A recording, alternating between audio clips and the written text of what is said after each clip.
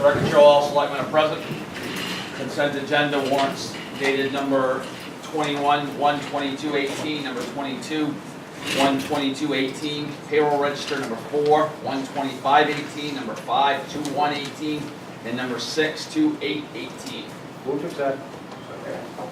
A motion and a second to accept the warrants and payroll registers as read. Any questions? Seeing none, all those in favor? All in favor, the motion carries. Discuss acceptance of the meeting minutes of January 22nd, 2018. So move. Second. Motion and a second to accept the minutes of January 22nd, 2018. Any questions? Seeing none, all those in favor? All in favor, the motion carries. Old business, Mr. Moody? None for me, Mr. sir. Elias? None for me, Mr. Mr. Chairman. Horton? Mr. Duchamp? None for me. Items of communication, Mr. Town Manager? I wanted to share with you with a code enforcement picture. Many of you have asked about that property off of 148 that they have to hike into. Well, there is an approved plumbing system in there. I wanted to show you a picture of that.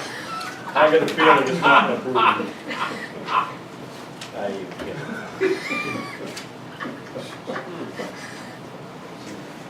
Everybody wants one, don't they? Well, You share that out there. that's kind of unique. Well, you know. That's true. No. I would hope not. I'm not picturing it going around. Share that around. If it were true, the guy that was seeing on this. What do you do when it fits? Oh, run up the aisle. So I do have some communication items here. So over the last couple of weeks, I've been working with Tammy Murray at the Anson Town office to try to coordinate a meeting that was requested by both this board and the Anson board to do a joint meeting. They have recommended the 27th of February, which is a Tuesday, and they are willing to meet at 6 o'clock right here. I talked with a couple of the board members, and that seemed to be agreement with it. Is that okay? 6 o'clock? 6 o'clock here, yeah, on the 27th. Tammy Murray and I will work together on a agenda to cover a couple of items. Yes, it will be posted, it will be ready to post. In your board packets, there were some minutes from a Somerset Workforce Connect meeting, and I wanted to just draw your attention publicly to some of the work that Backyard Farms is doing to fill worker positions. They currently have, and I did not realize this until I talked to Stuart Gablon recently, they currently have 250 employees there, which is the most employees that they've ever had. They would normally run between 220 and 230, but they still need more employees. So they are working with the State Department in Puerto Rico to bring in some folks who would be willing to work in Backyard Farms. They have an agreement with Goodwill Hinckley to use one of their dormitories in Fairfield, and they're making arrangements to bus folks from Goodwill Hinckley to Backyard Farms. They would hope to have 15 workers there by mid-March. So that's the plan that they're on, and that time frame is coming up quickly, and it seems that that's the direction that they're moving in. So I wanted to make folks aware of that. Wanted to let you know, I got a notice today from the Maine Department of Transportation. They're going to do a painting project on the Anson-Madison Bridge this summer. So you'll be on the lookout for that. Not sure what exactly they're painting, but in your packet, I had put the goals for the town manager from 2017, and everyone should have received a paper copy of the evaluation form. Is that correct? So it should be in everybody's box. What's the pleasure of the board for scheduling that? Is that something you have figured out, or you want to wait as far as my evaluation? We're planning on the 26th, right? Put it on a workshop. We're on the 26th. When do we have to have our stuff in here? I would say by next Monday. Yeah. Be a-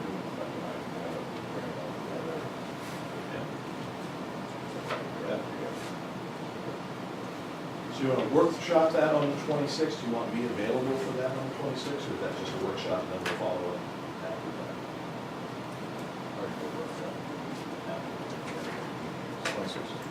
Right. That at the end of the meeting. Put it at the end of the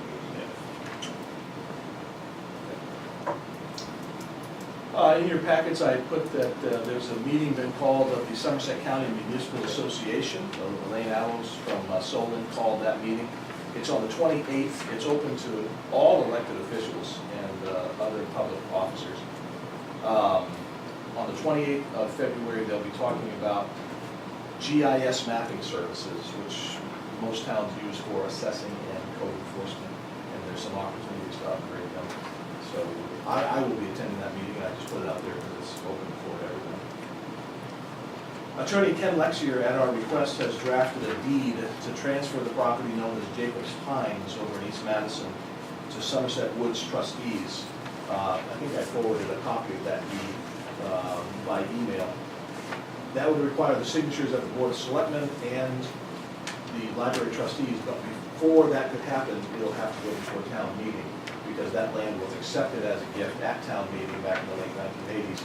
So the town meeting will have to approve the transition of that land to Somerset Woods trustees. And we received a bill for the last quarter for water use here in this building for $1,596.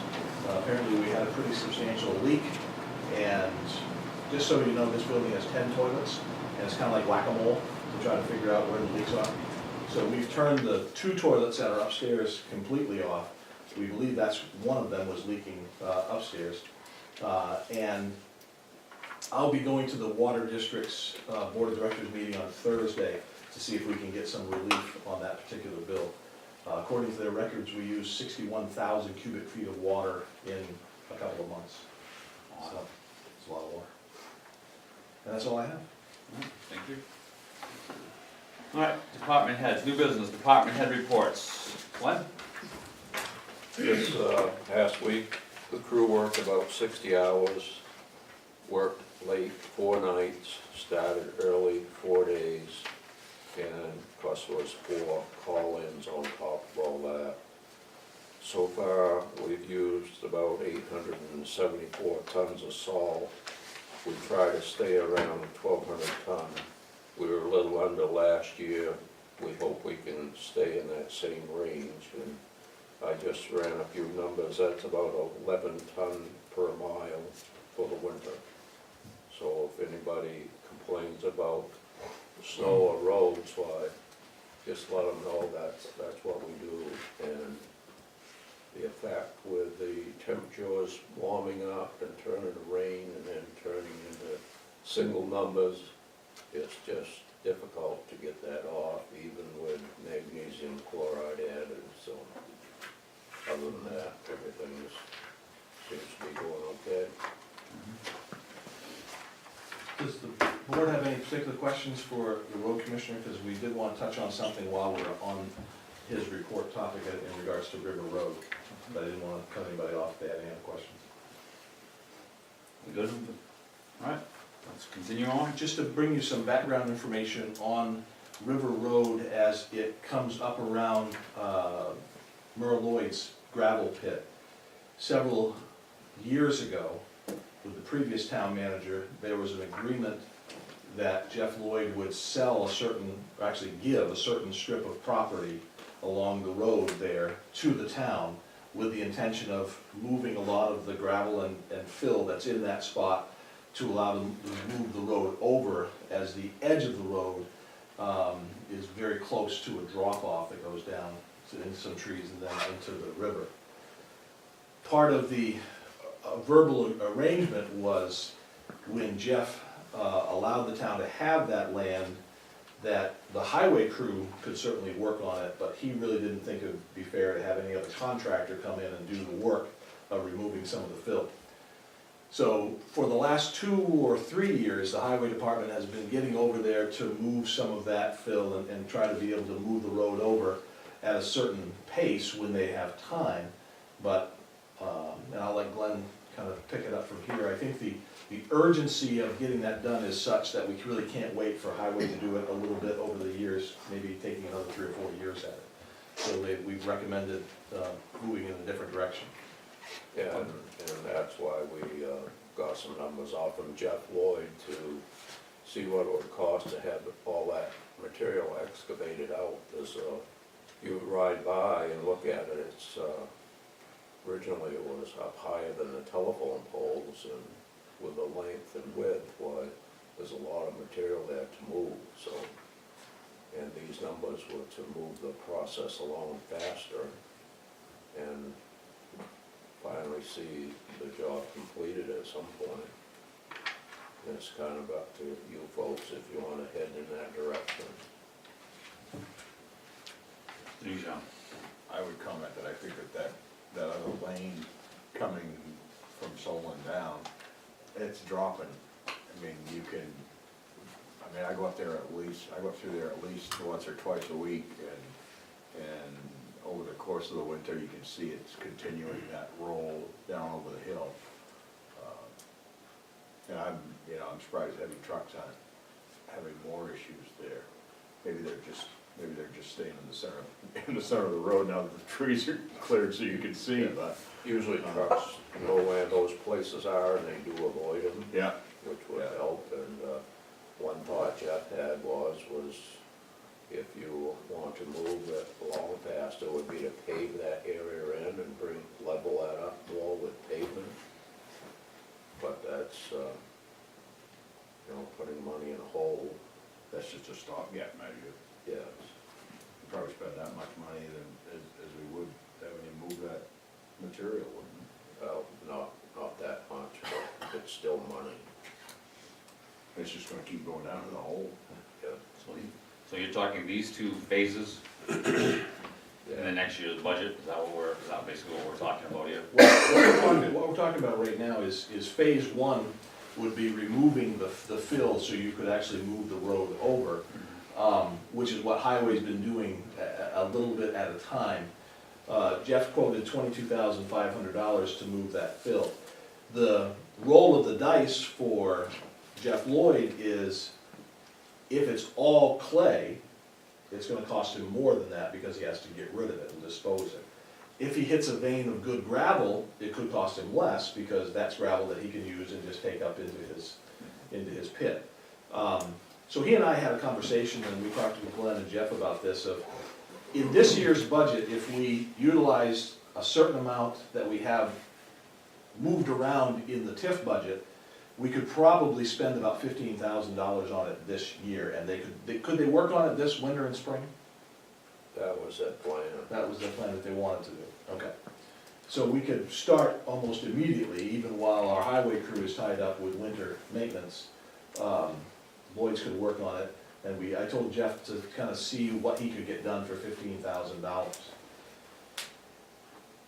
Between this particular project and the fact that we had originally thought we'll just shim the first part of River Road, and we ended up shimming and overlaying the first part of River Road this year, we dedicated quite a bit of money out of our TIF account to River Road.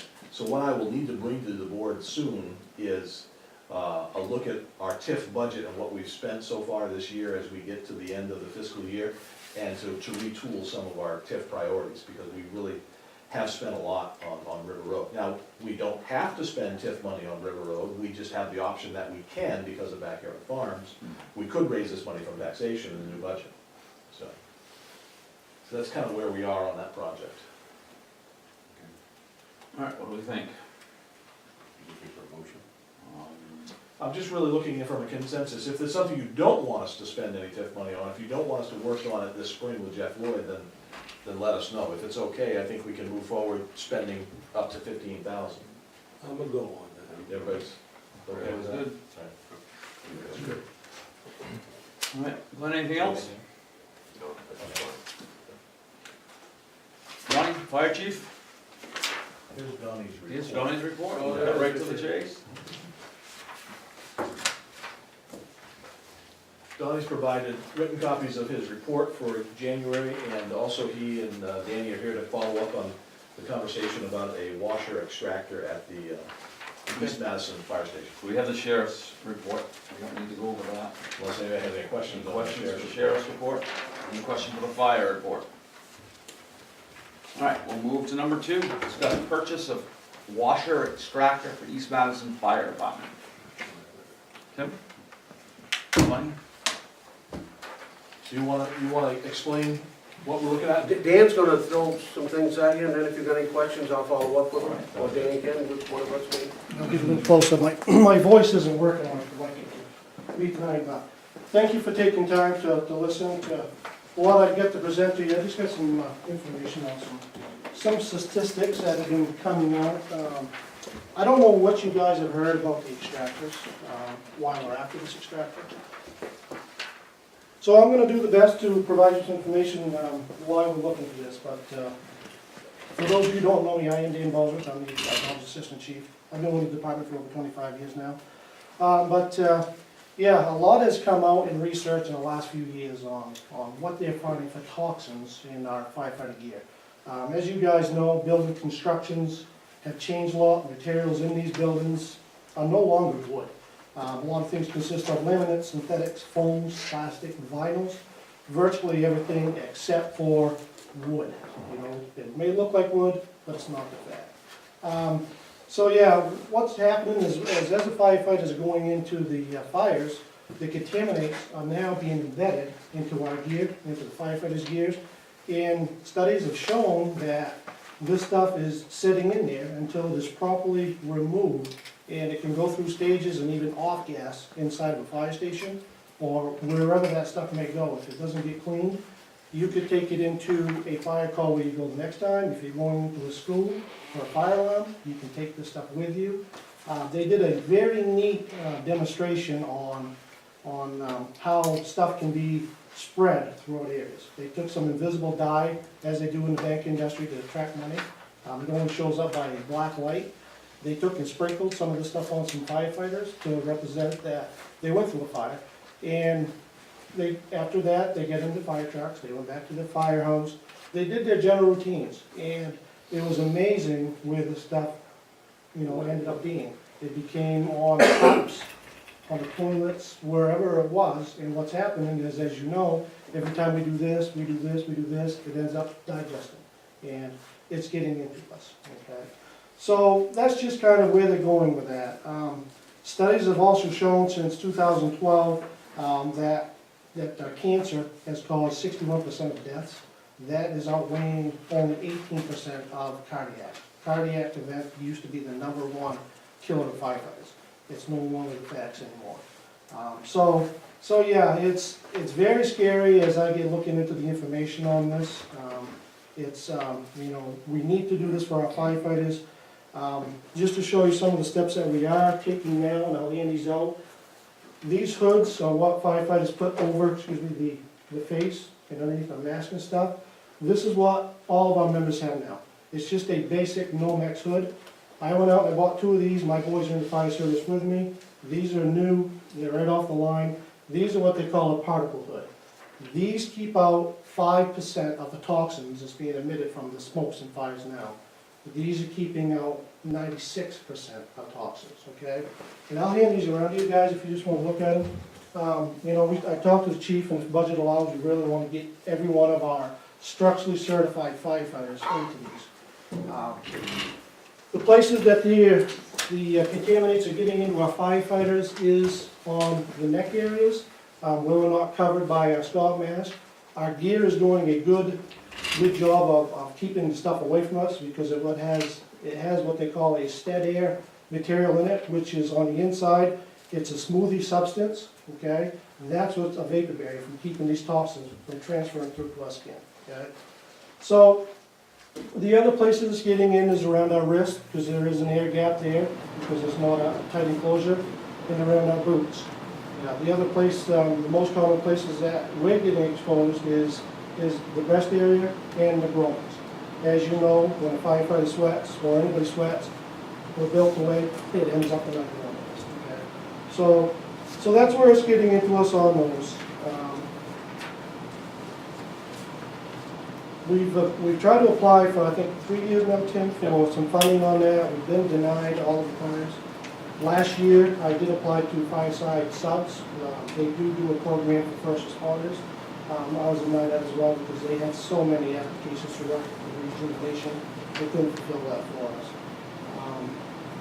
Just a few things that the benefit of the fire department is going to be to remove the soot and the ash from that gear properly. Because that can really deteriorate and can compromise the gear if it's not thoroughly cleaned off. It's showing now that having soot on the surface of the gear, it provides the firefighter risk by it creates and it absorbs the heat, okay, as any soot does. It also can conduct electricity and it can become flammable. Okay? So we spend a lot of money. We do have top of the line gear for our firefighters, but now we just need to take this to another step and get this stuff clean so that gear remains safe, and the biggest thing, to keep this crud from getting into them and causing future problems. The other thing that NFPA, I don't know if you guys have heard of NFPA standards, that's something that we go by. It kind of regulates how the fire industry is served. Every tag that's on our garments that we buy have a NFPA certification. That happens to be 1971. That's just specifically written for PPE, our personal protective equipment, okay? So under washers, it's under NFPA 1851. Now, by saying that, they do have what they recommend as what they want in a washing machine. And that brings in the very big question on why a big commercial washer versus a residential washer. Okay? These things are simply built for it. They are highly programmable. That way the manufacturer, when we buy it here, can come in. They can set these systems up. Okay? And whoever goes to that machine, they simply go up to this machine and they program what they want done to that garment. Now our garment, it's not as easy as taking all this stuff, throwing it into a wash machine, pushing the button, and walking away. The firefighter needs to take the garments apart because there's two layers. We have our outer shell, our inner shells. The inner shells need to be washed at a different rate than the outer shells, because the outer shells get more of the durability and more dirty, I should say. So they don't go through such a big cycle that the outer stuff does. The other big thing that they're pushing on these is what they call the G-force. The G-force is when the washing machine spins in a spin cycle. They recommend, or they don't want to see these machines going any higher than 100 Gs. Conventional RPM cycle on a regular household machine can spin up to 400. So it's a lot of difference there.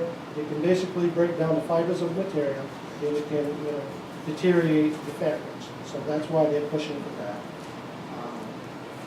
And quite simply, the fluids that we're able to use, which we can do that in the machine, yes, but how they would like to have these set up is they put what they call a chemical injector. It's nothing but a squeeze tube.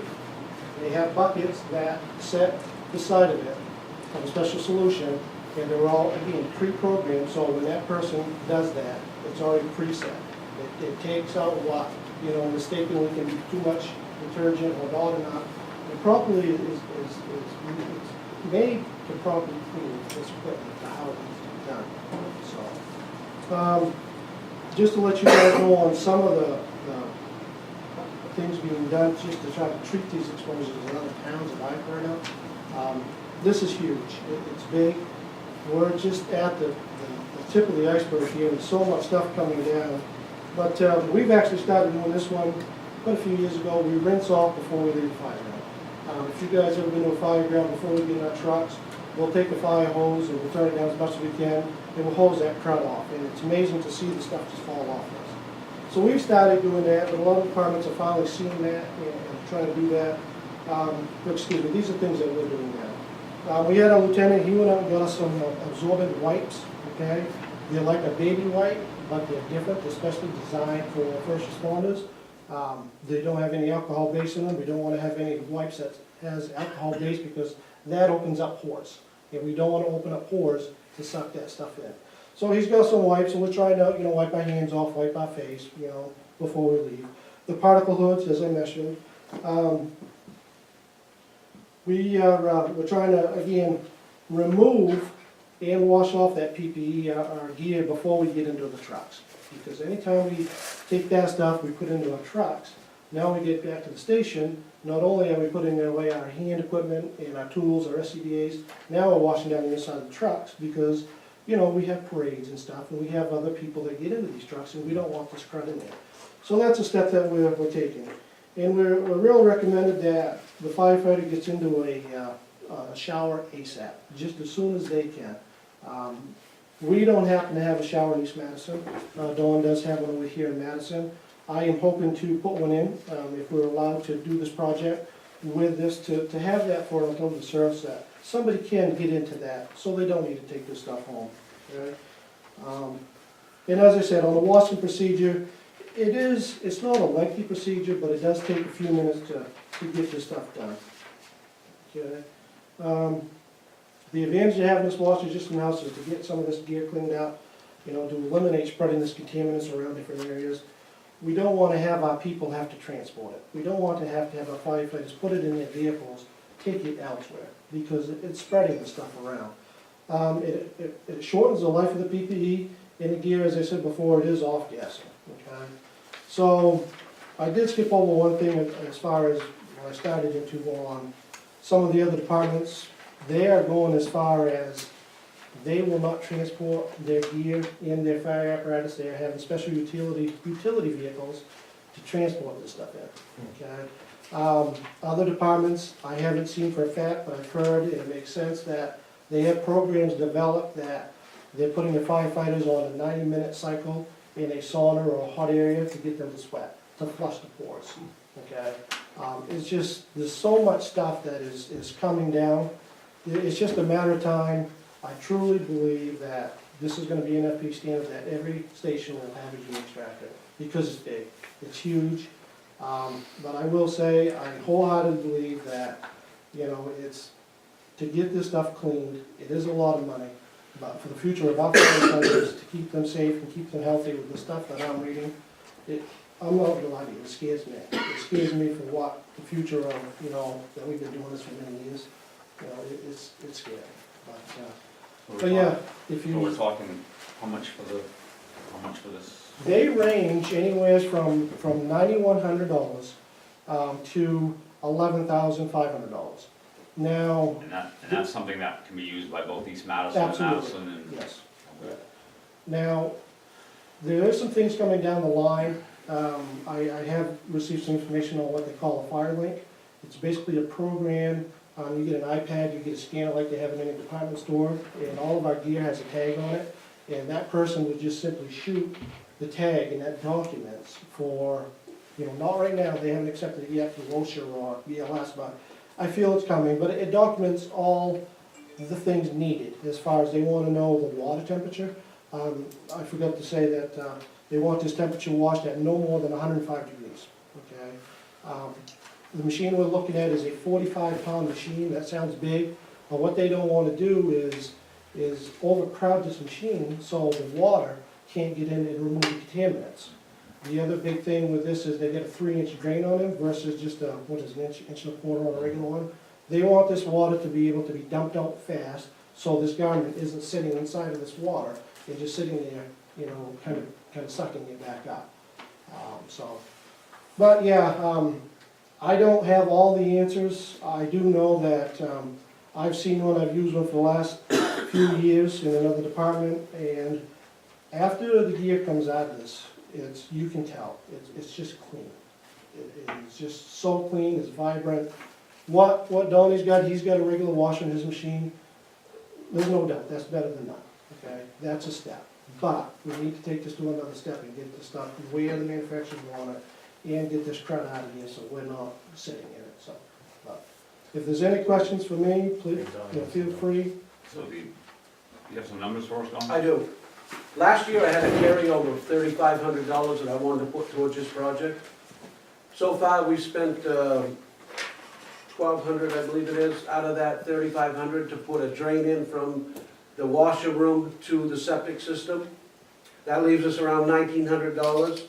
In my building maintenance, I got around $1,800 left. The gear extractor is gonna cost around $9,300. We gotta put a filtering system to install this in Tractor Company too. The water over there is just too soft, But that's something we need also for the public when they come in to do their functions, to drink the water. You won't get all the hard water for the, what was the, Yeah, we've been having some trouble with the boiler, Furnace. and they have a heat exchanger on top, and that regulates that whole system 2000 from the domestic. And the water is just so hard over there. Over the past couple of years, when hard water hits warm water, the minerals drop out, it basically bakes on, it ruined that part of that machine, the boiler. So, yeah, Eric got it going, and we talked with Nate that this water softener would, you know, absolutely help, you know, prolong some of this stuff and make the equipment work so much better over there. So that's a plus, not only for the gear washer, you know, it's pretty much a must, because as you, I'm sure know, detergents work better in a softer material or softer water. So this water softener that we're trying to get in here pretty quick is gonna be a benefit just to the fire department itself, you know, so. so that system itself is around $3,300. You add all this together and it comes up to around $12,681. You take the 1935 from the carrier and subtract it, it's around 10 grand. You take 1,000 out of my buildings maintenance, so the total is right around the 97, 97 for the total. And we'd like to take out a TIF if possible. I called Bergeron today and their prices were only good till the 31st of December, but they will honor the same prices if we make a decision in the near future. Mr. Moody?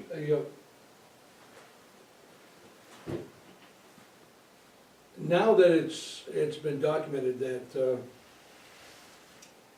firefighters are quite liable, 68% liable to entertain cancer, and this cancer must be from contaminants that come from the fire or the smoke of the fire or what have you. I can foresee if this isn't challenged by the department, there's gonna be a vicarious liability factor that's gonna be coming up. And I'm surprised it hasn't landed already, that some family member has said, well, if you would have done this, this, and this, and you knew that this causes cancer, but you didn't do anything to protect my firefighter, I think you're standing on a situation that you can't afford to pass. And the other thing I would be concerned with is, if and when you get this washer and you start using it, that you have some documentation of when a certain firefighter's uniform or gear was cleaned, the date, the time, after the fire, whatever, for your own protection and the town's protection, because that's the only way you're gonna prove that you've done what you can do to prevent this cancer problem from arising within your department. To me, this raised a lot of information that I did not know about, but if you're not taking care of your firefighters, I don't care if you're a firefighter or a police officer, and there is a way to do it, and you haven't made any attempt to do it, knowing that that problem is there, you're wide open. And it's either pay me now or pay me later, and it's cheaper to pay now than it is to pay later. So if we're looking at the money, then can you help us through this? Well, in the TIF budget as it was approved by the selectmen for the year that we're in right now, there's a fire equipment line that has $15,000 designated toward it, and it has not been used yet. So I think what Don's doing is good management of his other lines that he has to keep the cost down. And so the short answer is he has the money in the TIF budget, but the only caveat is TIF funds are low at this point. We have the cash to do it, and Don has the budget to do it, but the board just needs to keep that in mind. If we, like, there won't be the option of, oh, use TIF money for X, Y, and Z down the road, because we've allocated and earmarked quite a bit of it. I'm in support of him using the TIF funds for this. That was my question. Yeah, I'm in What, support of it. what do you recommend to pay for this? Well, I think what Don's come up with is a good plan, to take the 9750 out of TIF and have him use his other department lines to pay the difference, especially part of that water softener. If you've ever tried to use the water over the East Madison Fire Station, it needs a lot of attention. That, the water was sampled, and it is drinkable, it is just very hard. So Yeah. we have had that tested a year ago, Yes, so that was tested. one part of it I'm gonna have done right off again too. All right, so what do we think? Make a motion that we direct the town manager to take $9,750 out of the TIF account to put in the money that is within the fire department budget to purchase the washing machine and purchase the water softener. I'll second that. All right, we have a motion and a second to purchase the washing machine for the fire gear and the water softener, taking the money out of TIF that's been budgeted to the fire department. Any other questions? All right, seeing none, all those in favor? All in favor, the motion carries. Thank you. Thank you, George, very much. Nice presentation. Thank you. Yeah, very nice. All right, I will open a public hearing to receive input on the proposed changes to the cemetery ordinance, chapter 26. The public hearing is open. In your package, you should have received the 6 pages on chapter 26, which is the town cemetery ordinance. Myself, Tammy Carrier, Selectman Elias, and Mike Ricker got together and reviewed these last week. So I will try to quickly go through and just highlight some of the recommended changes. And if there are no major changes tonight, then the board can probably make a recommendation to take this to town meeting. On page 1, we are striking the definition of memorials because it is overkill. A marker, a monument, a headstone, there's just several ways to say the same thing. Single grave. What was brought to our attention was if we use the definition that we came to a couple of years ago and allow for 8 cremated remains to be buried in a single grave, you will never sell enough lots to fund your perpetual care. So the recommendation is to change that single grave definition to simply a plot designated to contain the remains of one adult human being, or 2 cremated remains of human beings, or 1 child and 2 cremated remains of human beings. That slows down the large number of cremations that people could put in one single grave. Any questions on page 1? Seeing none, page 2. Simply we altered the reference to the Madison Police Department on letter E, and we changed it to Sheriff's Office. And then we took out letter F because it was redundant, things you cannot do. Page number 3. First change, I believe, is on letter E of 26.4. All interments must be coordinated with the town sexton. That replaces language that says no interment shall be authorized if this section is not complied with. Again, we're trying to steer the burials back to the town sexton so he stays involved in the process. Letter F, this is new. This letter F says the town shall designate a section of the Forest Hills Cemetery as cremation only, in which only flat markers will designate grave sites and in which no planted flowers, trees, or shrubbery will be allowed. Since it seems to be the direction that most folks are going for affordability to have cremations, we wanted to incorporate that into the ordinance, and this will allow the selectmen to ongoingly designate certain areas as cremation only to be sold that way and to be maintained that way, where there will be no upright headstones, they'd all be flat.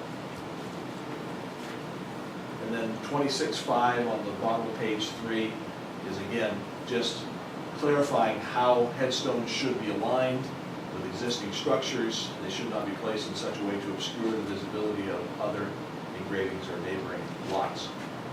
Any questions on page 3? All right, top of page 4, letter C. the word memorial is struck and is reworded to say, no objects such as benches, seats, fences, etc. shall be erected in this cemetery. This would be going forward in any new lots and new sections of the cemetery. This is where I object to benches. If you want to make your Can't, public hearing. couldn't a bench be a memorial with your name on it? Couldn't that be your headstone? So, I mean, I don't necessarily think that we should remove benches. I don't think it's a good idea at all. But we can, We didn't have a problem with the bench being a monument, as long as it's in line with everything else. well, that's not what it says, though. It says you're removing a bench. So if your bench is your monument, Well, I would say we're not removing any existing benches. This would be just going forward. so if I get my bench on there by May 1st, I'm all set. You've gotta be in the ground. You gotta get it in your head, we're not talking about the old cemetery. This is new cemetery, correct, Tammy? Whole cemetery is gonna. The whole come- cemetery? Yes. You better get your bench in there, boy. It'll be there May 1st. Yes, Tammy? When you have your headstone, you set it on a base. So if you could set your bench on a base, that would make more sense than the grass coming up underneath it too. Okay, I'd go So along with that. if we could somehow maybe word it that way, then. Your bench is on a base. Exactly. All right, I'll go along with it then. But We gotta get the words in there. yeah. He's hoping that he's gonna get all kinds of people go sit at his lot. Yeah, Visit it. He's gonna hold class. All the kids that he's not teaching. Yeah. Item, Yeah. Don't look at the man, you'll be down there. item number F. All right, we'll get back to that. Actually, E. We'll come back to the benches. But item number E basically removes some redundant wording and adds in that the contractor must contact the sexton for proper location before installing a headstone or a monument. Letter F removes the redundant word memorial. 26.6A, the Madison Board of Selectmen shall be empowered to establish fees for the purchasing of lots and perpetual care paid to the town of Madison. Said fees shall be available for public inspection at the town office. And we eliminate the posting of fees within the ordinance itself. That's it for page 4. Unless I'm missing anything, I think that's it for changes to chapter 26. So how does the board wish to add to or alter the language about benches, if at all? Right now, it just says, no objects such as benches, seats, and fences shall be erected in the cemetery. So benches without a base. I'll go along with that. No objects, benches, seats, and fences shall be erected without a base. In the cemetery. Okay, is that acceptable to everybody? If you use these such as benches, seats, and fences without a base, you can't do it without a base, but if you do have a base, a seat's okay? Describe base. Picked up, Well, the picked up and moved if you needed to. yeah, as a base considered the memorial, is that the headstone? I So said, I that's think, what's getting technical. I understand where Mr. Vanziano's coming from about the bench, Mm-hmm, but it's the seats and fences that could yeah, cause a problem for mowing and so forth. Yeah. And that's really what's Base on driving that this. fence. Right. You just And what's say- the difference between a seat and a bench? What's a seat? Could be a recliner.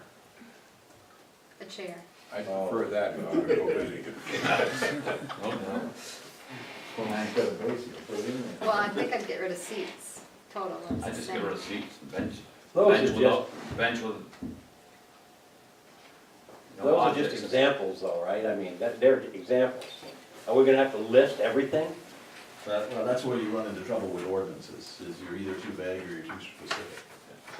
So, Yeah, Should you just say no objects that hinder mowing or maybe that Quick. off that way. quick access or something in that language? That's even worse. I know. Now you really can debate.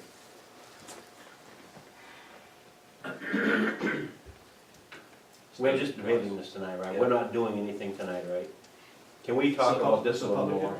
I don't mind. Okay. We'll circle that one. All right, we'll let them come back. Yeah, we'll circle that. All right. If Albert wasn't on the board, we wouldn't be having this problem. I figured as Everybody much. can have a bench. All right, any other questions on the ordinance outside of benches? No, Okay, all right. Right. Any other questions? You've been working on Any other comments? Do they make? All right, we will Retired. declare the public hearing closed and move on. All right, so since we've got some work to do in the benches, we'll bring this back for another recommendation and getting it on the warrant for town meeting. However, there are a number of other things we need to cover while we're on this subject of cemeteries. One of which is fees.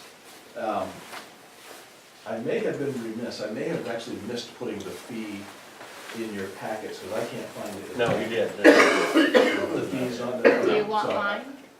No, I'm just going to, we'll just do this off cuff, again, since we're gonna be bringing this back at another meeting, we can finally formalize it later.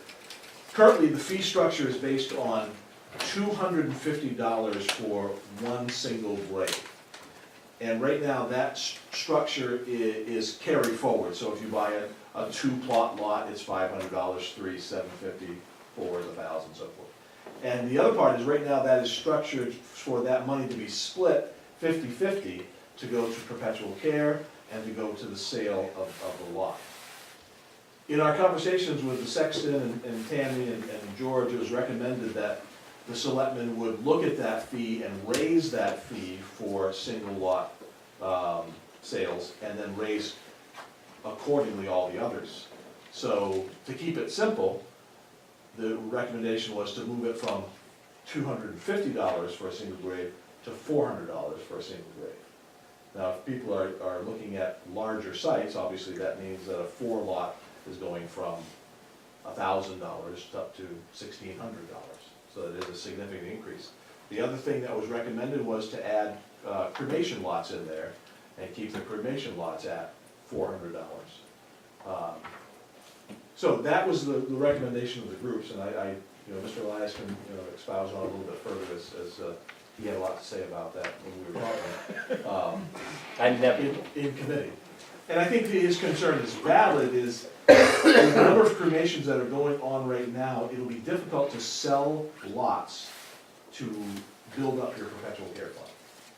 So, that was some of the rationale, I think, behind raising the price. So, any thoughts, concerns? Again, we can bring you this for consideration at the next meeting. The other thing is, right now, the sale of lots is split 50-50 to perpetual care. In the past, it's varied. Sometimes it's been 70% going to perpetual care, sometimes it's been 100% going to perpetual care. We're gonna discuss perpetual care here in a second, as far as what we actually have in the bank. What's the board's feeling? Do we continue to split it 50-50, or do we lean more of that money off the sale of lots towards perpetual care to build up that account? Tell us about the account. Don't you? So, I will now turn it over to our treasurer, who has done yeoman's work trying to figure out what's in our account and how much of it is designated as perpetual care and how much has been designated to sale of lots. And this work really took a little digging to figure out these numbers. Okay, well, just to put it, as of now, we have 100, well, actually, it was at the end of June. We have 192,355.80 in perpetual care and 100,894.20 in lot sales.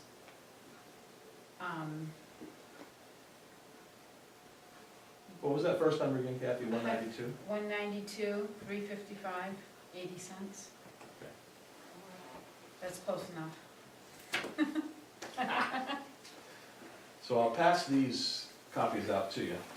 One of the reasons it's important that we know exactly what we have in perpetual care is we have not been recording that number accurately in our audits over the years.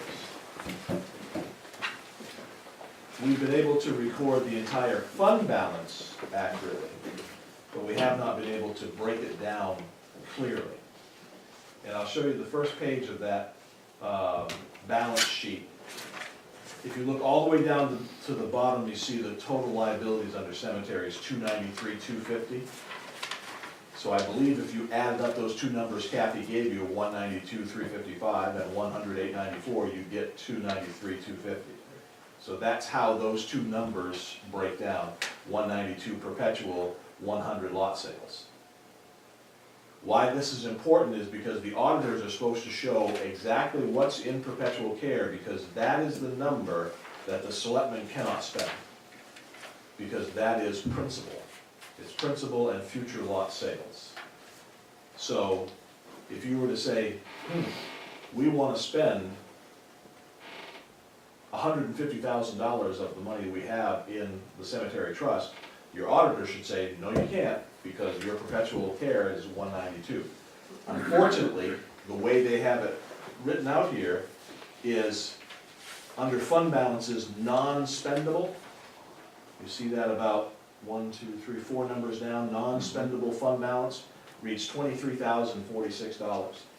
That same number has been passed along from audit to audit as far back as 97. So we've never updated that number.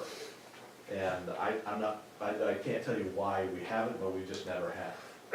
So we've thought it to be prudent to at least update that number. So that is the number that Kathy is going to give to the auditors this coming year, that 192,355. And that number should change every year, because that will include money from every lot sale that's dedicated to go to perpetual care. So if you were to say, okay, we sold $4,000 worth of lots in the coming year, right now it's set up 50-50. So 2,000 of that would go to this 192.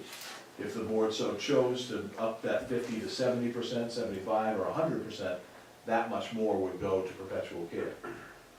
The reason this number is important is because, according to our ordinance, we can use the interest off this perpetual care to offset mowing of the cemeteries each and every year.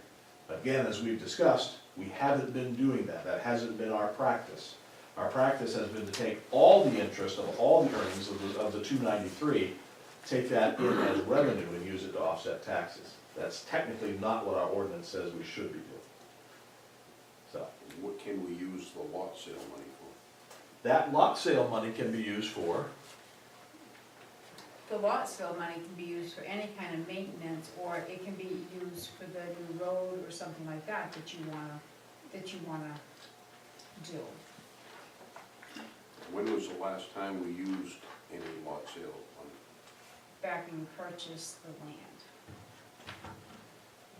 back in 2003, when that land was purchased. So, Kathy and Tammy are gonna continue to do a little work on calculating the interest and so on and so forth, but, you know, I think this is a good breakdown of what. So now you're gonna use the interest of the 192, not of the 292, For perpetual care. for perpetual care, right? Right. Okay.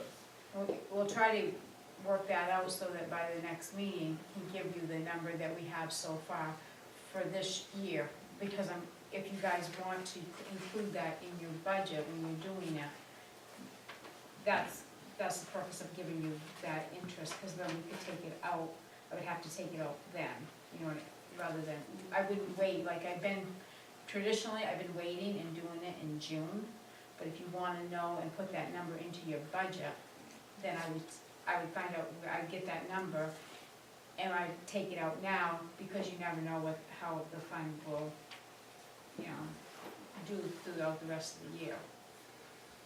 So we're better off putting money into the perpetual care account, or we're better off putting money into the lot sales, or leaving it in lot sales? Well, you have to put some of that loss. Right, no, I'm saying we're perpetual, putting yeah. 50/50 now, is it better to 50/50 put right more now, into but yeah. perpetual care, or is it to leave it like it is? Well, if you wanna build that fund up, you put more into it. Yeah, that's, yeah. So we get to a point where you can use more interest. And what's it costing us for perpetual care? Right now, for just the mowing of Forest Hills is 16,000.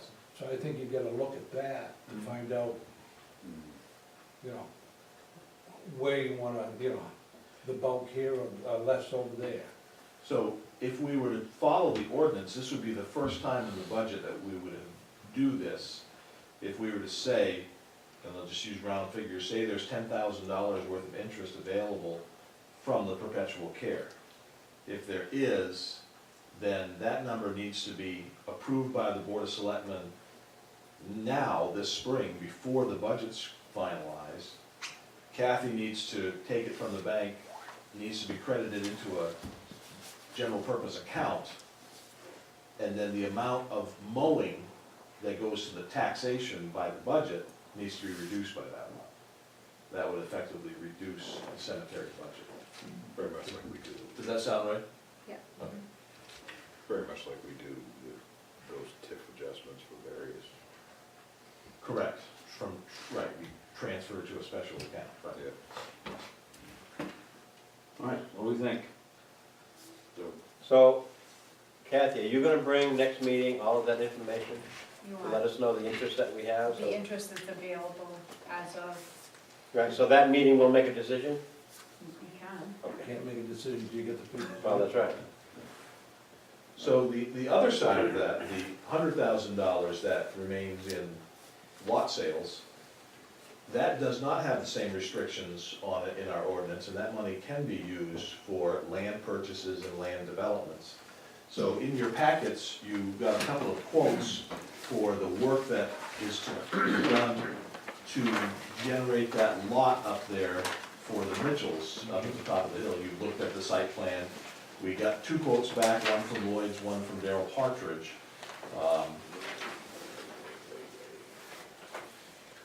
And these are quotes that will finish the road all the way down and have it meet East Houghton Street and pave it all the way down.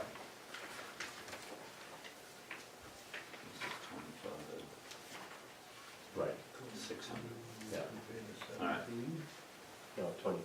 So we have a proposal from Merle Lloyd and Sons for $25,600.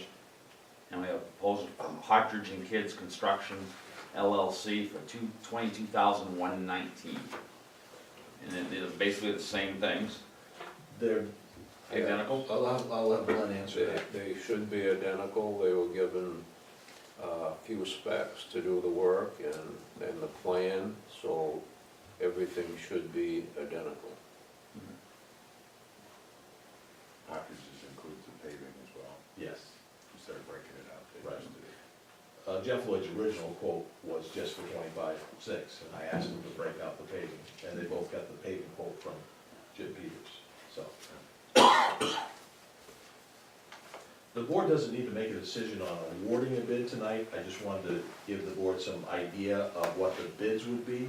And I also asked Glenn and Jeff to maybe consider some alternatives if some of the work was done by the highway crew.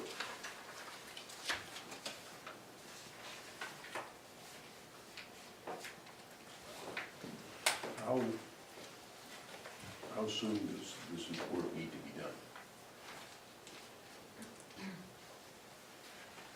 What needs to be done in the spring, I would think, or That's really up to the board to decide how they want, how fast they want to move on this. Why does it have to be done this way? well, gotta get the lot in. Did we talk about this after? All right, we don't have an executive session. No, I mean, after the meeting. No. No, we're not making a decision right now, right? You said we don't have to award the bid right now. Did No, you? but Mr. Fortin asked when it needs to be done.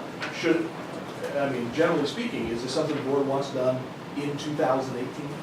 The reason, let me explain why I asked the question. I thought it might be a good filler for you folks if it did not have to be done on time. gotta be done pronto. Well, I think, Obviously, we don't. I think Glenn and Jeff have some input on that.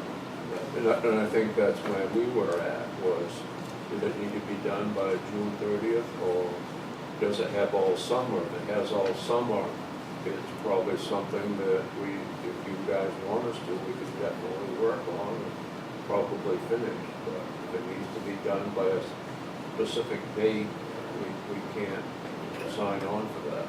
I don't think it's, I don't know why I'm talking about this, but I don't think it's gonna be done by June 30th. I think anytime in 2018, if we get it done. You know, we've been talking about this for a long time, so, I mean, I don't want put extra burden on you to have more to do. I mean, I think you guys have quite a bit to do, but if you can do it, then let's do it when you can do it. I believe that we could do it, Yeah. as long as it doesn't have to be done by a certain date. Does that make, Why don't we leave it up to the town to we'll decide? Yeah. and then bring it back to us if we can. Yes. So, one of the things that we would need to get an idea on is what we would be spending money on if the board wants to take out some of that money that's in the sale of lots. Because even if the highway department is able to do a lot of the work internally, so to speak, you still have pavement, still have paving that needs to be done. The other thing that I passed out to you was a summary of some work that Mike Ricker did. If the selectmen wanted to pay for work such as fixing sunken markers, fixing tipped or broken headstones, and sunken graves, he gave us a quote, and the number, these are all in Forest Hills, at $11,350. That would be something the board would want to consider. Do you want to do that in addition to building this road this year? Do you want to take it in steps and stagger it over time? We have not been doing regular maintenance to Forest Hills, other than mowing, for several years. We'll see why we could go the road, do that maintenance, and take it out. I don't think that's. We have touched it since 2003, what are we holding on to it?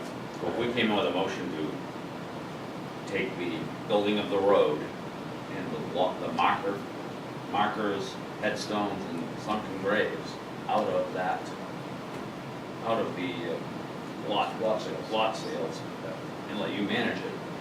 It should be okay. Is that reasonable? All right, so I'll look for a motion for that, I guess. So moved. You made it, second. All right. We have a motion and a second to fix the sunken marker stones, tipped or broken headstones, and sunken graves at Forest Hill Cemetery, and build the road on the addition to Forest Hill Cemetery, and take the money out of the lot sales account at the town manager's discretion, I believe. Does that make sense? All those in favor? All in favor, the motion carries. All right. As long as we got a bench, we're all set. Hey, no bench in there. Sorry. All right, number 4, MEW charter change legislation. So in your packet is a opinion letter from Jim Katsafikis of Perkins and Thompson. And I'll go right down to his summary in the next to the last paragraph. He did do quite a bit of digging in here to see if the proposed language would leave the town at risk.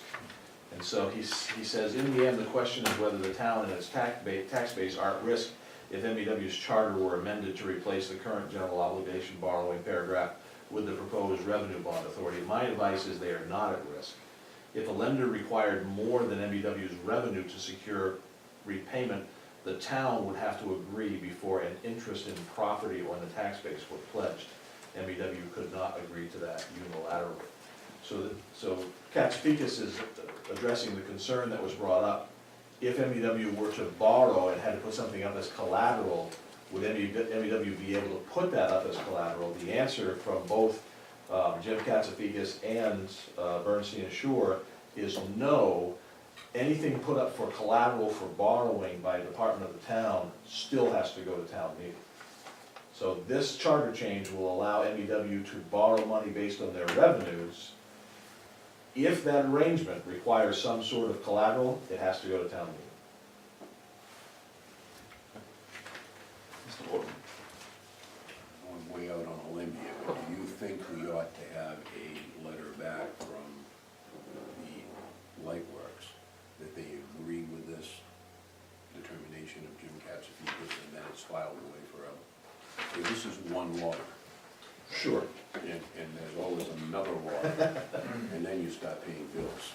So I think it would be nice if you could take this letter to a board meeting. Yep. Make sure that they understand what it says, and get them to respond in writing that they are in agreement with this, and at that point, I'll never say another word about it, okay? Promise? I promise.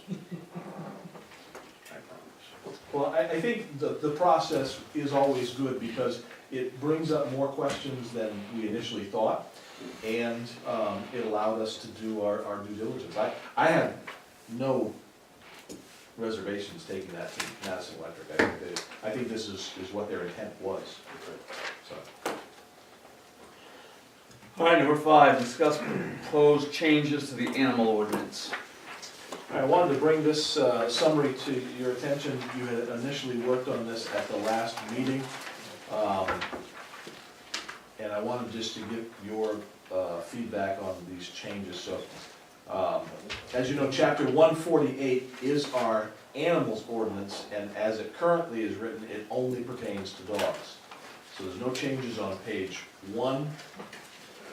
Changes would start on page 2, and this would to include a time limit on barking or howling. Currently, our ordinance reads that they shouldn't make disturbing noises as to disturb the peace, quiet, and good order of the town. That's a very vague statement. You know, it could mean a lot of things to a lot of people. This way, we added in of a duration of at least 30 minutes continuously or intermittently for more than an hour. I talked to our animal control officer. He likes this language because it gives him something to enforce. And it gives the sheriff's office kind of some clarity when they're fielding the phone calls on that. At the bottom of page 6 is fees. And remember, fees are different than fines. The selectmen have the authority to set fees. They don't have the authority to set fines. So fees, we removed this fee of $20, and then we just said that the selectmen could set a fee to cover the costs, and then we add the language that's similar to other articles and other ordinances. All fees required by this article shall be established by the Board of Selectmen. So that's page number 2. Any questions on changes on page 2? So page 3 ends the existing section at section 7 and then begins the new proposed section, Article 2, and this is on the keeping of animals, not dogs and cats. And so this pertains to all of the town, and it pertains to farm animals in item number A1, and then chickens and rabbits in item number A2.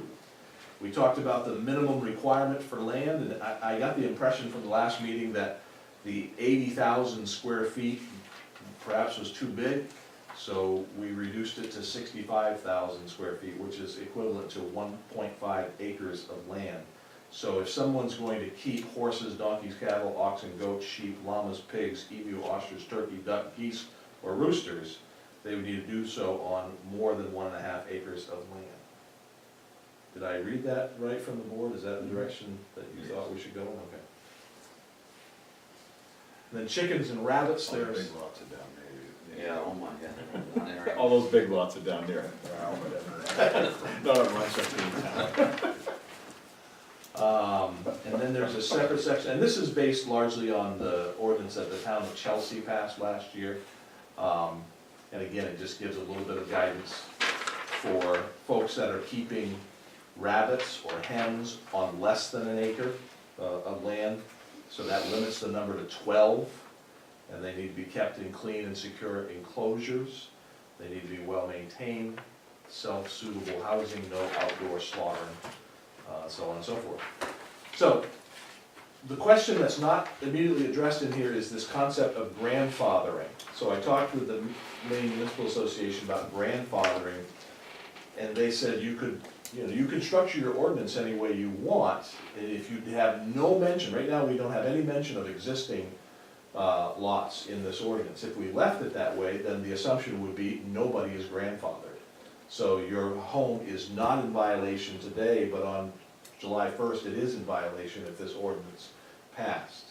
And the one that most folks are concerned about is at 55 John Street, where there's a number of farm animals that are kept on a very small lot. If you wanted to get into grandfathering, that's a whole nother ball of wax. And so just tell me what you want to do. I think we let it go like this and see what the town people say, town meeting. Yeah, I say no to grandfather. Check the lot size is 55, man. What's that? Check the lot size, 55. I can tell you it's not an acre, so. All right. But, so Mr. Elias, you're against grandparents in all forms, is that basically? Say what? You're against grandparents in all shapes and sizes, is that what you said? Did I say that? I don't think so. I said I'm against grandfathering. No, you didn't. Yes, I did. No, you didn't. He heard you right. So any other questions or comments on the animal ordinance? Good job. All right, thanks. All right, Number just- 6. I'd like to make just one comment. You know, when there's a dog barking for 30 minutes, that's a long time. To me, 30 seconds is too long. But I'm cutting back, I'm not gonna say much, but 30 minutes, so yep, that's a long time. All right, let's move along. Number 6. Oh, wait a minute, the benches are okay to talk Discuss extension of the building removal compliance. All right, so Naomi Avenue. So the board remembers that we had a deadline of January 28th for the property at 21 Naomi and the property at 25 Naomi to be gone. And the way we worded it in the notice to correct was that the lot had to be in conformity to other lots around it, basically no houses, green space, that sort of thing. So in the pictures that I showed to the board at the last meeting at the end of January, you saw the status of those two homes. I have to tell you, I have not been out there since to see what progress, if any, has been made. But I bring this before you tonight, should you choose to do it. I have thought about writing a letter saying that you would extend the deadline to get it fully compliant until March 31st. And the reason I make that offer is twofold. One, some good faith has been done already, although we may not all agree with how they did it. The houses themselves are demolished. And two, we know it's been difficult to do this type of work in the weather conditions that they've had over the last couple of months. So what's the pleasure of the board? Would they like to extend this till March 31st for them to get this work completed? The other option is, if you don't do that, then they're both in violation of your notice to correct. And your notice to correct says if it's not done, then the town will go in and finish it for them and then charge them for it. Mr. Moody. Does this extension, if we do this 1 month extension, does this still follow under the notice to correct? Is that still open? Right, you're just extending the deadline. Everything in the notice to correct still holds. Still holds. Right. We're just extending The deadline. Right. You gave them 90 days, Right. which took you from the end of October to the end of January. This would be extending it another 60 days. Okay, if we did that for 1 month, they did not comply, now what are we gonna do? Well, at the end of March, if they don't comply and if it's not completely gone and well, it won't be grass growing, but if it's not completely gone, then the town would have to step in and finish it and then charge them for it. Okay. Mr. Elias. Does that mean trailer gone? 21 Naomi? No, because that was not in the notice to correct. Right. That person can have that mobile home, not mobile home, but that camper there. Part of the problem with that is we have not been in a position to enforce, because we have not had a code enforcement officer with our current CEO on sick leave. And it is my intention, once we have a code enforcement officer in position to do it, that we go out there and inspect that camper, and if it's not to code, we cite them for violations separately. Because, so that camper is a separate issue compared to the houses at 21 and 25. Mr. Duchamp. What is the, I guess, what's the motivation behind giving them another 60 days? They've had 5 years, Well, and then we gave them 90 days, starting in October. And I just, my concern is, you keep pushing this can down the road, because when you get to March 31st, well then, well, we're working on it, so then we're gonna get you till June 30th. All the while, the people that live out there have been subjected to this for 2 or 3 or 4 years, whatever it's been, and we're just kicking the can down the road. I think at some point in time you say, we're done, and I thought we said we're done. so the town didn't take action until October. So the fact that those houses have been in the condition they were in for several years, the town never took action on that. So the town's action started in October. Our notice to correct didn't specify that you had to hire a contractor, it didn't specify that you had to do it according to a certain code, it just said the buildings had to be done. Both these property owners chose to do it themselves. And so they chose to knock it down themselves, haul it away themselves, burn it themselves, do all these things. And that's their purview, because we didn't tell them they had to hire a contractor. And as such, you know, the weather was an issue. So that's probably, the weather is probably the main reason that I would recommend extending the deadline for a couple of months. But if the board wants to have me go hire a contractor to go in there? Were we clear in telling them what our expectations were? Yes. The building had to be gone, and the lot had to be essentially to look like the other lots around it without houses on it. I'd like to ask Randy what he thinks, he's the one living out. Well, I've been to all these meetings, because, you know, I've been kind of pushing it anyway myself.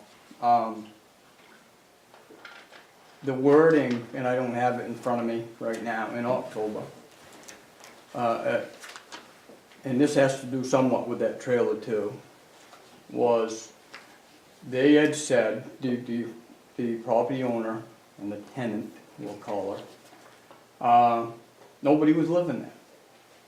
At the time of that meeting, no one was living there, okay? This was their words. And if I remember right, Mr. Dunphy had worded it that the place was not even livable. All right? I think she was allowed to move in there after this, after the meeting took place, the letters were out and everything else. I mean, officially, she wasn't living there in October. If you remember right, in that meeting, they both said there was nobody living in that residence.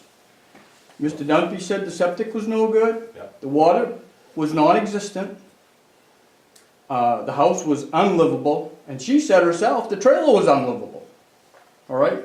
There's a wood stove sticking out there. I think I've mentioned this before. There's a wood stove in this little camper, 3 dogs and 2 adults living in it. Okay? Where are they dumping? For one. All right? But like I said, the wording was nobody was living there. They took the house down 7 days before the 28th of January. Took them 2 days. Would have only taken them 2 days in October. All right? This is what we're heading, you know, this is where I'm coming from. Okay?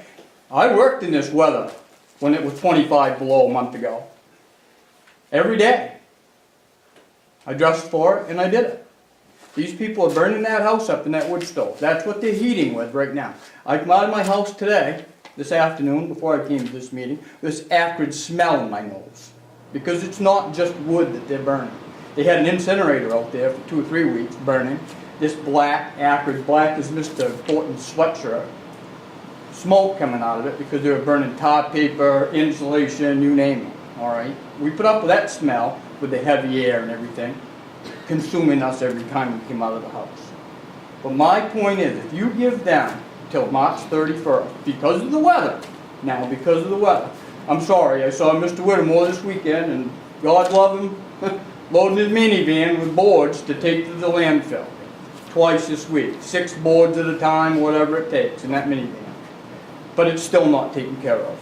Had they done this in October, and I'm sorry, I don't feel sorry for those landowners. The last time that he was outside the code at 21, he waited until the day before Mr. Dumpty was supposed to come up and fine him to clean the place up and get it at least so people could walk by it without all the stuff and junk and stuff piled up in the yard. Now you have an open floor up there with a trap door in it. You have an open bulkhead. You have little kids that walk home from school every day.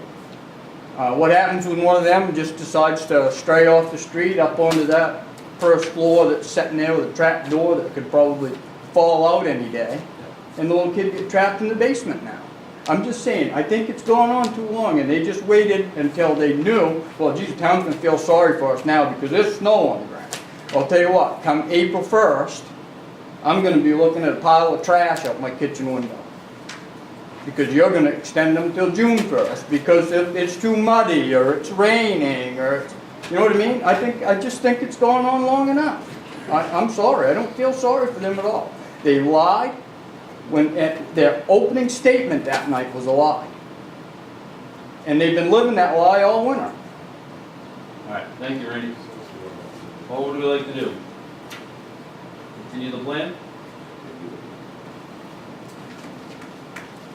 I think you have your answer. Now, if I continue the plan, I'm now to notify them that I'm hiring a contractor to finish the job, and it'll be charged to them.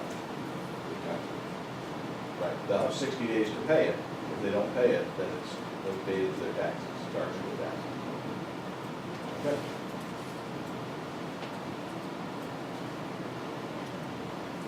All right, number 7. Oh, Tim? You're gonna hire this contractor, who's paying the contractor, the town, and where is that funds coming out of, so I know. What's the question? I know, huh? Up to. Sale of tax, that's the one. That's the property for it. Yeah, we would probably use the foreclosure fund. We're gonna use all that. We're not gonna use all of it, but that's where we would take it from. All right, number 7, discuss tax defaulted property. All right, before I give you the list of the properties that didn't have their 15 taxes paid by the end of business today, I want to draw your attention to an email that I received after talking to this individual named Brian Kenyon. He is making an offer for the sale of the lot on Sugarloaf Lane. As you recall, we had this lot listed with Hearth and Home. That listing has expired, they've taken it off. He has made an offer to pay $7,000 cash for that lot. So I told him I would bring it before the board and see what they wanted to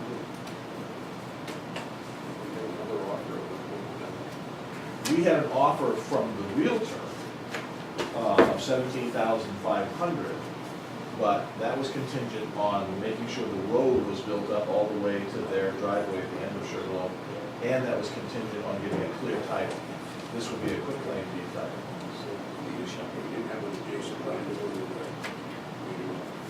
The person that bought the other 2 lots, Mr. Kilkenny, he originally, at the auction, when he paid $15,000 for the first 2 lots, he offered us $10,000 at that time, and we said no. He has since come back and offered us $5,000. Where, I'm concerned about this not being able to go for 5 years. Where did that come from? That's based on having a quitclaim deed. If you have a quitclaim deed, you cannot get title insurance if you want to borrow money. Someone that has their own financing can certainly build on there. His point was the lot's not as valuable as it should be because it'll be transferred in a quitclaim deed. He doesn't have any plans to build anything on it, is from what he told me. But that does affect, I mean, right, wrong, or different, it does affect the value. A quitclaim deed is something that you have to jump through some hoops to get some title insurance on. If some of that, and that's what we ran into with Hearth and Home at that property at the end of, when they had an offer of 17.5. Because they go to an attorney like Becky Caford or Lori Blaisdell, and they'll tell them, no, you can't get title insurance on that, you have to wait 5 years. What, yeah, if he does a title search and they come up with nothing, there's no debt on it, why would that hold him back 5 years? Because my understanding is the previous owner, which would be Russell Waring in this case, can come back in 5 years and make a claim on that property. There's a window of opportunity that someone can do that with a tax-acquired property. He can come back and claim his own property that he's never paid taxes on? It's not his property, it's the town's property now. But he, as the previous owner, one of the things that we were trying to do is to get Mr. Waring to sign off saying he would not make a claim on the property over the last 5 years, and we didn't get that done. I thought he relinquished the property voluntarily. I'm not an attorney, I'm only telling you what the attorneys told our realtor, so. Well, the key thing you just said, this is for tax acquired property. Because I understand it, I get title insurance. Yeah. Okay, so the key thing is because it's tax acquired. So we can find the, You can get title insurance. Okay. But that's, we can find the answers to these questions, but I bring it to you because how much does the town office want to be in the real estate business? Do we take offers? Do we put it out to bid? Do we put this in an auction in the spring with other properties? In my opinion, I do not think we should go back to listing properties with realtors. I think we've learned that it brings a lot of complications and expectations from folks. If we're gonna quitclaim deed it, let's just quitclaim deed it and be done with it. Kathy, you got a question? No, I was just gonna state, I just happened to know because of a friend of mine that had property that they had bought that was tax acquired. And when they sold that, it was just property that was attached to their house. They sold their house and they sold that property. But that other piece of property that they had, because it come tax acquired from a town, and it had a quitclaim deed, there was a 5 year span.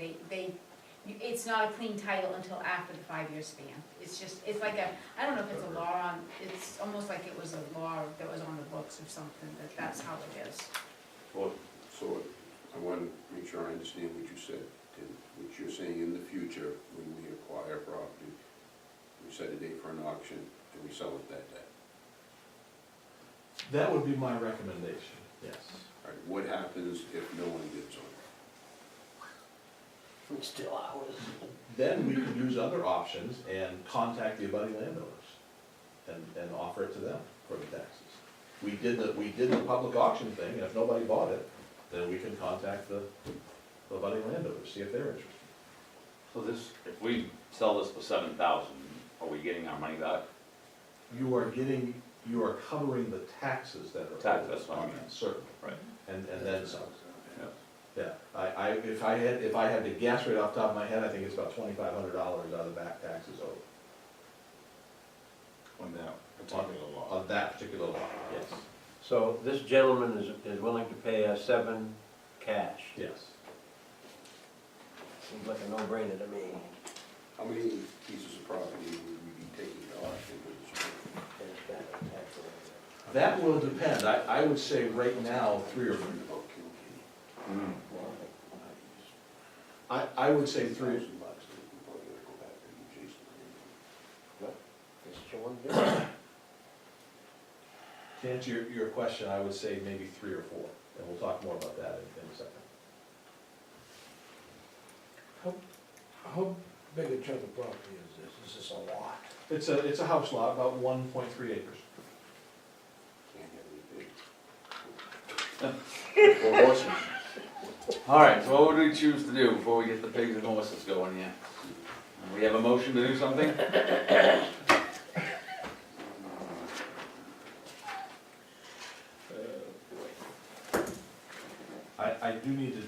back to the individual tomorrow and tell them what the board chooses. I think we sell it.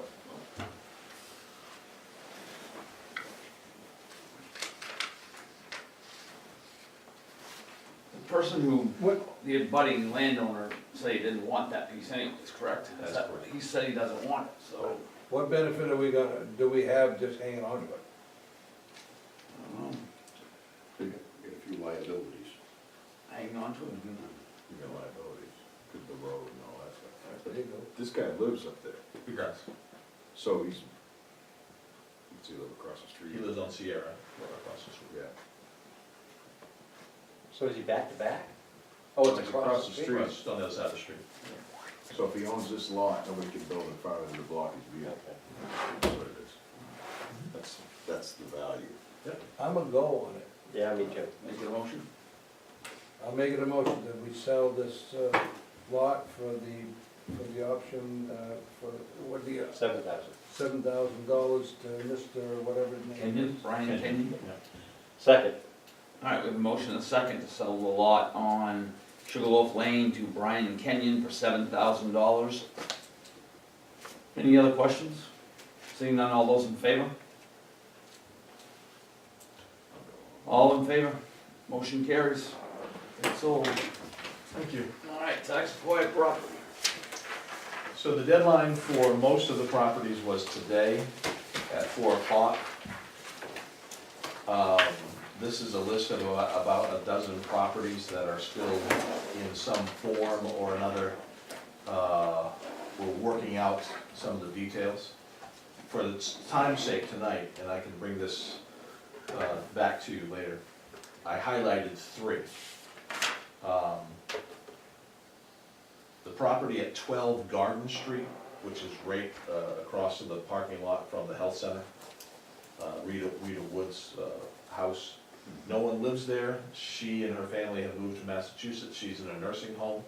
Her family contacted me and said there's no interest for them to keep that house in the property, so they're not going to pay the taxes on it.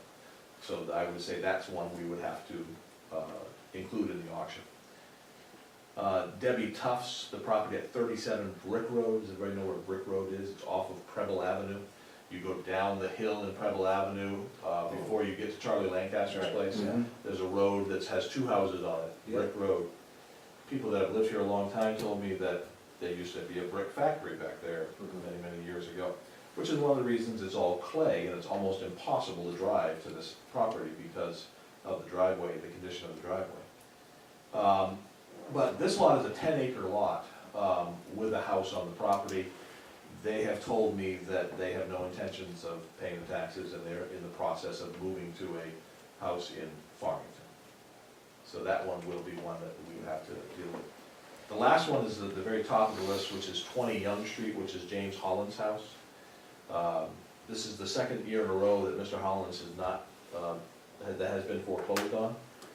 That property is actually not owned by Mr. Holland, it's owned by the Anson Madison Sanitary District because he has a $4,000 sanitary lien. So the sanitary has foreclosed on him numerous times. Last year, he went and appealed to the sanitary district and they decided to give him one more chance to make payments. My understanding is he has not made any of those payments.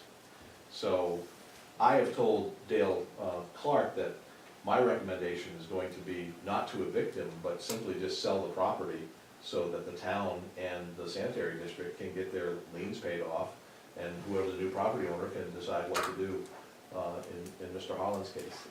Unfortunately, he's just been a habitual offender of not paying his bills.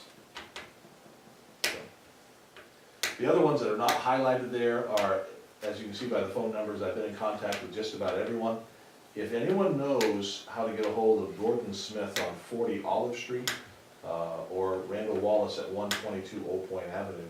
Both those houses appear to be vacant. I don't know if anybody, I know Olive Street hasn't been lived in because nobody lives there in the wintertime. But 122 Old Point Avenue, I don't see any indication of anybody living there, and we don't have any contact information. Yes, does Randy still own that? Randy Wallace? Yeah. He's the taxpayer, according to this.